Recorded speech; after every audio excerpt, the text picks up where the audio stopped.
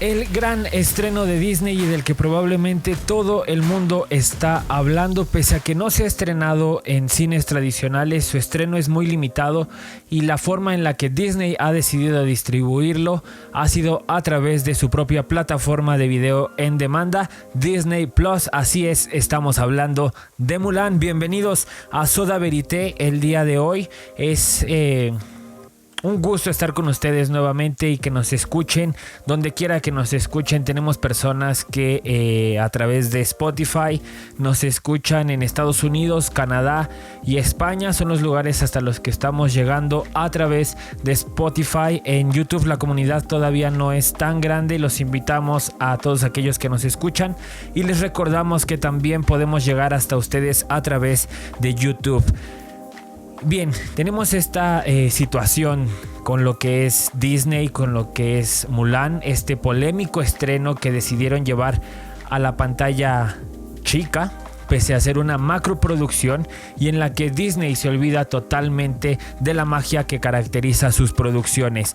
Esto porque si bien algo que caracterizaba a Mulan de 1998, la versión animada, eran estos musicales, la historia de cómo Mulan iba creciendo, iba teniendo este progreso, y lo que en la narrativa y en la forma de contar cuentos e historias se conoce como el camino del héroe, se ve perdido un poco en esta cinta. Pero algo que es importante recordar o analizar es que no estamos frente a una plano contra plano, toma contra toma, imagen contra imagen de lo que fue la versión animada. En esta ocasión nos enfrentamos a una película que, si bien hay que recordar de dónde nace, Mulan original 1998 no es Mulan original. Mulan viene de una leyenda china y es lo que Disney intenta hacer en esta ocasión, revivir lo más que puede esta leyenda del antiguo Oriente y ver cómo es la forma en la que pueden retratarlo de una forma que es algo digno de aplaudirle a Disney.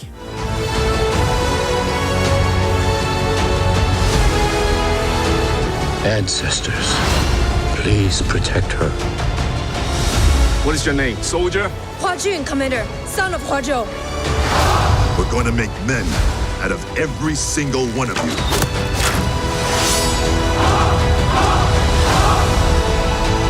Close the gate!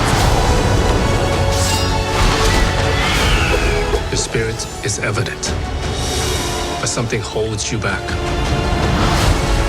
Ahí está, acabamos de ver un poco de las imágenes de lo que compone el tráiler de esta película. No podemos abordar mucho sobre qué es o cuál es la trama, porque estamos tratando de no hacer spoilers para todos aquellos que no la han visto todavía. Ya lleva poco más de unos 4 o 5 días que está disponible en Disney Plus, así que yo sé que hay muchos que han tenido la forma y posibilidad de verla, pese a no pertenecer a los países en los que de forma oficial ya se ha estrenado Disney Plus.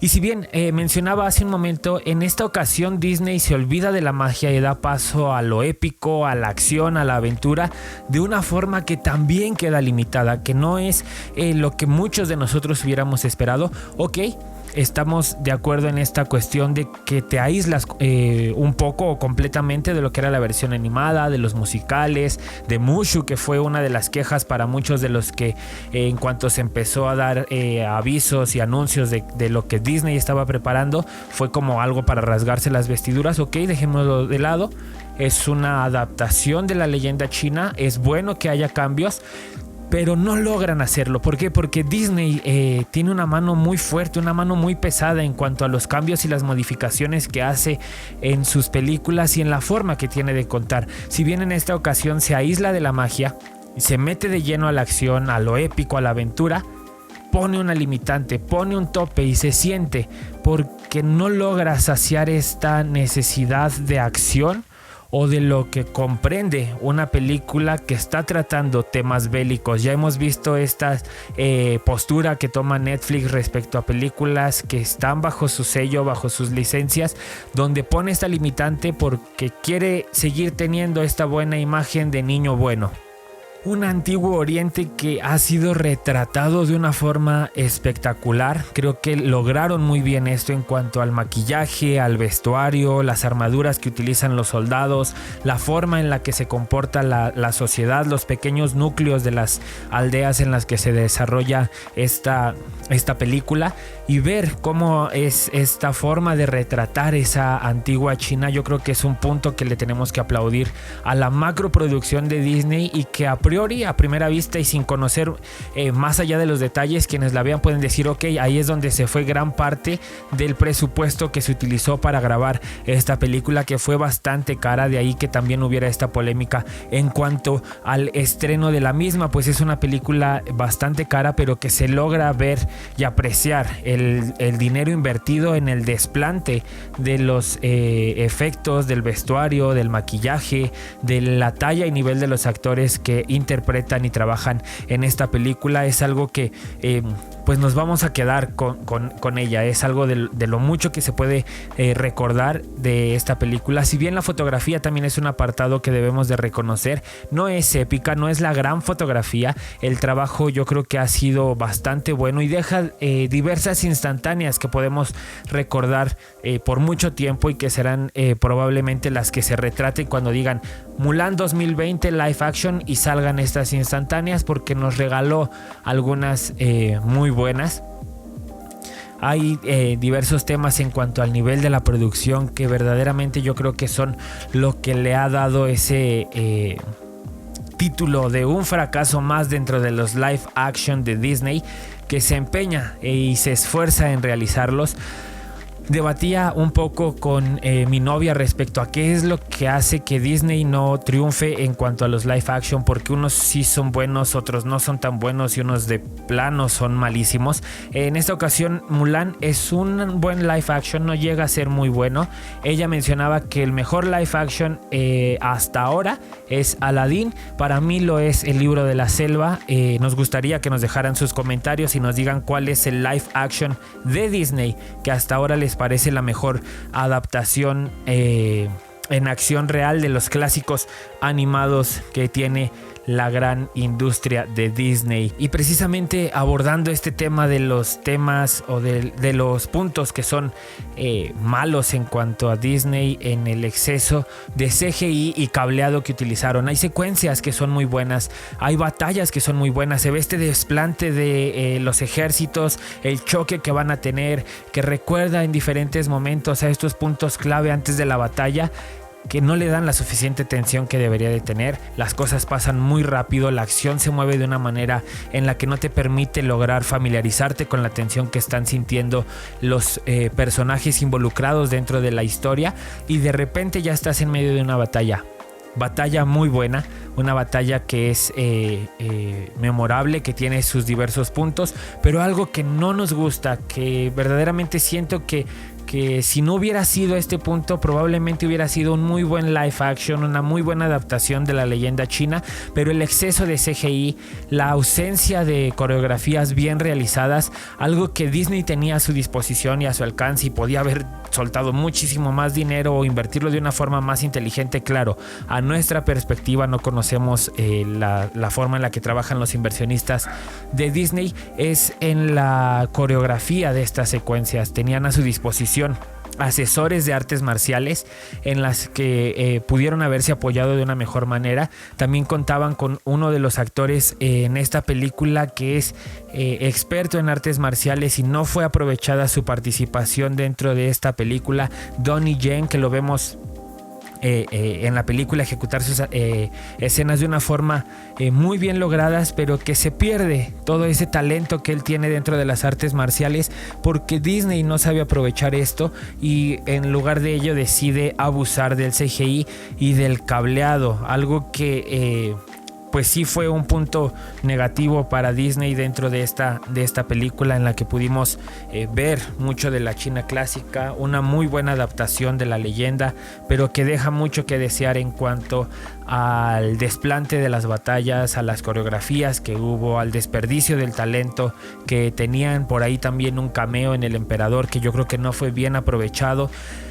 Y dentro de esto tenemos que Disney no quiere ensuciarse las manos. Yo creo que Disney está llegando a un punto de madurez en el que tiene que cambiar y quitarse un poco esta fachada de niño bueno, esta pinta de no tener estos tintes oscuros, porque muchas de sus producciones y las licencias que está comprando necesitan que Disney y las productoras, productores y actores se ensucien las manos. ¿A qué voy con esto? Es probablemente la película más violenta que tiene Disney hasta el momento y no hay una gota de sangre. Bueno, sí que hay una en alguna escena, pero no es más de lo que evidentemente podría verse. Y es que nos estamos enfrentando a una película bélica, una película en la que hay una guerra, y Disney no derrama una gota de sangre, pese a que vemos las espadas blandirse contra los cuerpos de los enemigos del norte, donde vemos estos combates cuerpo a cuerpo, donde no hay un solo momento en el que esto haga que las secuencias sean creíbles. Hay un punto en el que puede ser excesivo el uso de sangre y puede aumentar el nivel de violencia, pero creo que también hay un punto necesario para que las escenas sean creíbles. Vemos flechas cruzar el aire e impactarse contra los enemigos o contra los aliados del emperador, y no vemos esto que haga un poco más creíble las escenas. Yo creo que es un desperdicio, junto con esto que mencionábamos de las artes marciales. Yo creo que muchos de nosotros hemos visto videos de detrás de escena o videos de actores de riesgo ejecutando coreografías impresionantes, y que en este punto podían haber usado y aprovechado todo ese potencial que tenían y deciden dejarlo de lado. Yo creo que esto es una de las cosas más importantes que tiene una película de guerra de una China clásica: artes marciales, espadas, y una película que simplemente es una guerra. Entonces necesitas impregnar un poco del ambiente que se vive en un campo de batalla.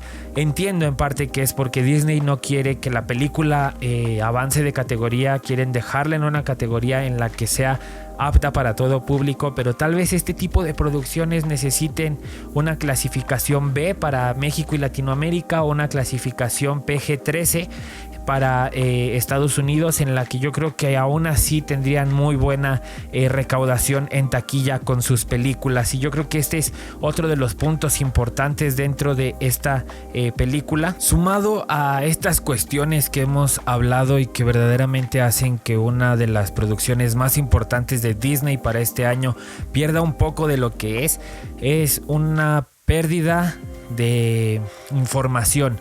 ¿Esto por qué? Por lo mismo de no ensuciarse las manos. Disney decide hacer recortes una vez que ven el primer montaje y empezar a destruir un poco la línea en la forma en la que los editores, el director y guionistas habían construido la historia, porque puede no ser lo que ellos esperaban de una película o de lo que esperaban ver de la misma. Ya lo hemos visto en otras ocasiones. Rogue One tuvo que ser regrabada en muchas de sus escenas porque no convencía a los directivos de Disney. Entonces en esta ocasión vemos una descontextualización de muchas de las escenas que pasan de repente porque sí, porque hubo un recorte, y esto nos deja con pérdida de información bastante importante, situaciones a las que no vimos que iba a llegar el personaje. Y esto yo creo que es importante tenerlo en cuenta, porque sí transforma mucho de la forma en la que narrativamente está construida la historia. La ausencia de Mushu da espacio a un discurso de empoderamiento femenino que se le aplaude a Disney. Es digno de reconocer que existe este tipo de espacios para concienciar, para dar este tipo de discurso, pero que aunque se lo aplaudimos y se lo reconocemos, no podemos ovacionarlo de pie, porque por el mismo hecho de recortar hace que pierda, al no permitir que Mulan como personaje crezca, sino que simplemente aparezca de repente en situaciones. No sabemos cómo hubo un viaje, no sabemos cómo hubo una transformación. De repente la vemos planteada en estas situaciones en las que podemos entender muy poco de cómo es que logró llegar hasta ahí, de cómo logró transformarse. Les recordamos, estamos hablando sin spoilers, tendrían que verla para poder lograr entender este punto en el que les estoy tratando de explicar o hacer entender, donde se encuentra en el punto A y pasa al punto B sin que sería punto A y pasa al punto C sin saber qué hubo en el punto B. Simplemente pasaron las cosas, y esto es parte de la tijera que el ratón le está metiendo a muchas de sus producciones por tratar de mantener en este caso la categoría baja, de mantener la forma en la que está clasificada la película en una forma en la que es apta para todo el público, pero que destroza la historia, destroza la acción, destroza la credibilidad, y en esta ocasión hace que un discurso de empoderamiento femenino pierda poder o pierda voz, que es precisamente lo que entiendo y sé que buscaban, y que una vez más, repito, se aplaude a Disney, pero no se puede ovacionar de pie en esta ocasión. La actriz que interpreta a Mulan, Jie-Fi Liu, es increíble en la forma en la que desarrolla el personaje, y el guión no le permite crecer. El recorte nuevamente hace lo suyo en su personaje, y también hace que tengamos una pérdida en su arco narrativo y la construcción, que verdaderamente pues es algo que se siente mal, entristece un poco en una macroproducción como la que es Disney, porque verdaderamente es algo en lo que podía haber un crecimiento, y el ratón, intentando suavizar la guerra, pues ha hecho que su película pierda mucho del peso que buscaban conseguir, el crecimiento del personaje, huecos, lagunas argumentales que verdaderamente hacen que la película tenga esta clasificación que le dimos en Soda Verité de 6 vasos, 3 vasos de 5, 6 estrellas de 10. Esta es la clasificación que le dimos la redacción de Soda Verité. Así que pues es una película que verdaderamente tienen que ver, que no va a hacer que no la disfruten, todas estas cosas de las que hablamos, que sí causa decepción para muchos de los fans que esperaban ver un plano contra plano que existe en la Mulan de 1998, que extrañamos a Mushu, hay un homenaje a Cricket, pero aún así tiene estas pérdidas nostálgicas que logramos entender, pero que también tenemos que entender que estamos viendo una obra distinta y separada a la versión de animación de 1998. Nos estamos enfrentando a una adaptación de la leyenda china. Esto yo creo que es importante tenerlo en cuenta a la hora de ver la película. Los demás aspectos son importantes, no lo son tanto para disfrutar la cinta como es debido. Y llegando a este punto nos encontramos con algo que verdaderamente terminó de enterrar esta película, y es la forma de distribución.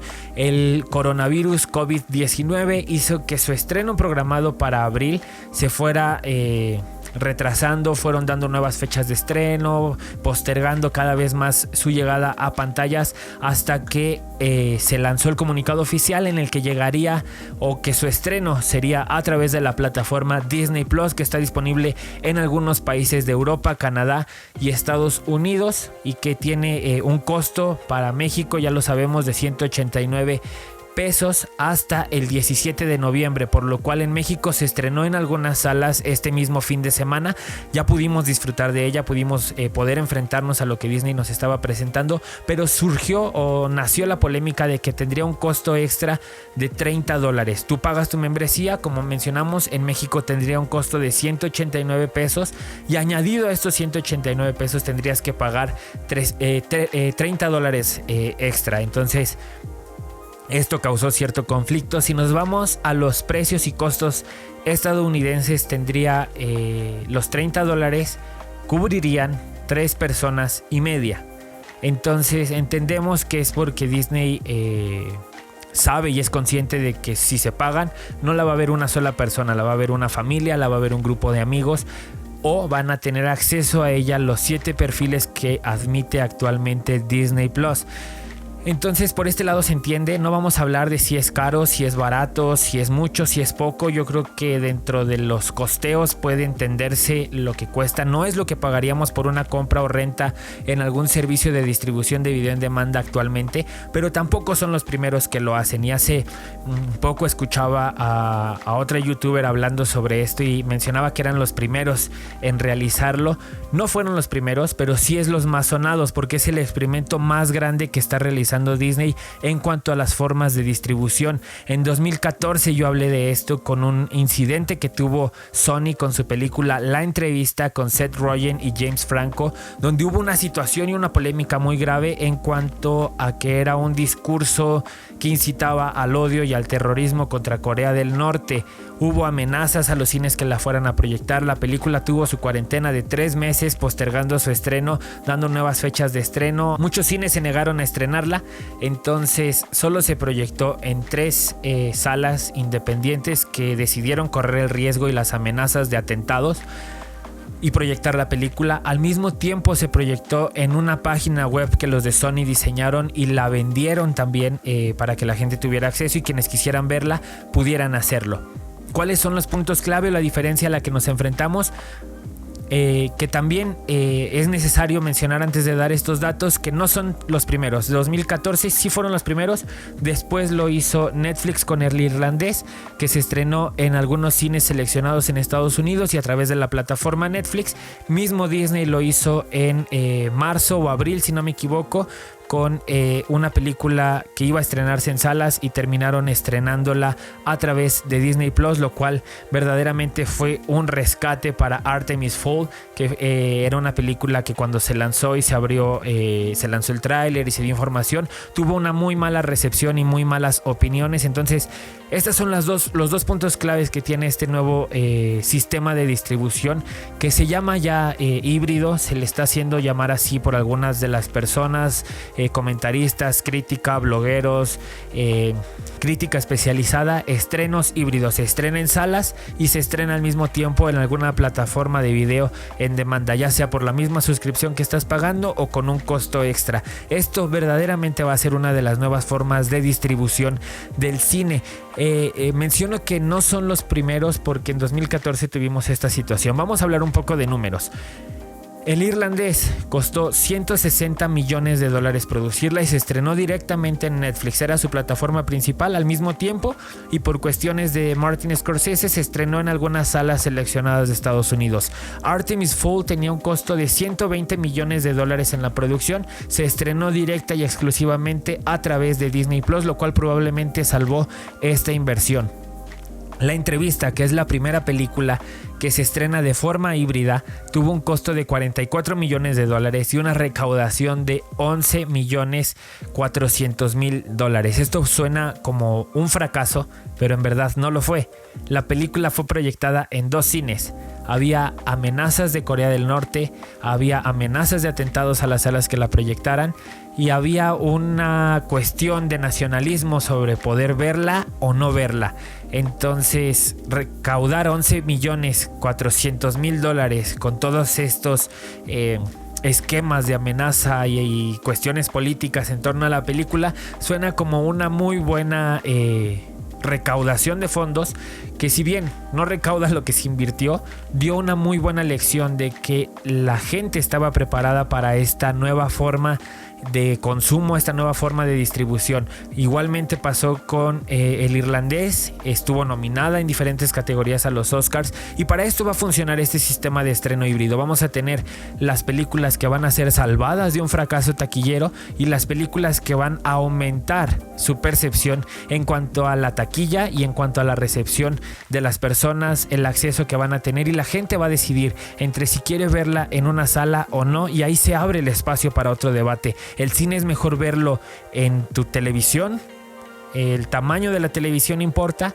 o si es mejor verlo en sala por todo el ritual social que estas salas involucran en torno a la forma en la que consumimos cine. Si bien este experimento es muy importante, Disney va a enfrentarse a una decisión muy fuerte, pues sus próximos proyectos podrían estrenarse de una forma híbrida también. 2 puntos son: Mulan costó $200 millones y solo ha recaudado $60 millones durante su primer fin de semana, lo cual para Disney sí podría ser un fracaso y podría decirse que el estreno en salas debería ser su única opción, contrastándolo contra el exitoso estreno que tuvo Tenet al recaudar $53 millones en su primer fin de semana. Una misma película de Christopher Nolan, Inception, en su primer fin de semana sin pandemia recaudó $55 millones. Ahí podemos darnos cuenta un poco de cómo está esta cuestión en cuanto a los números, y si Netflix y Marvel para sus próximas producciones que tienen en puerta decidirán realizar también un estreno híbrido o solo realizarlo a través de sus plataformas o en salas. Mulan solo se estrenó en plataformas, recaudó $60 millones en su primer fin de semana. Probablemente con un estreno híbrido hubiera recaudado mucho más, así que ya veremos cómo va cambiando la forma de distribución y de consumo. Queremos que opinen y generemos este debate sobre cómo es mejor consumir cine y qué les pareció Mulan. Esto ha sido todo en este Soda Verité. Los invitamos a que nos sigan en redes sociales. En todos lados nos encuentran como Soda Verité. Y antes de despedirnos, quiero decirte, Lina, que te mando un saludo muy fuerte y afectuoso. Tómense un refresco.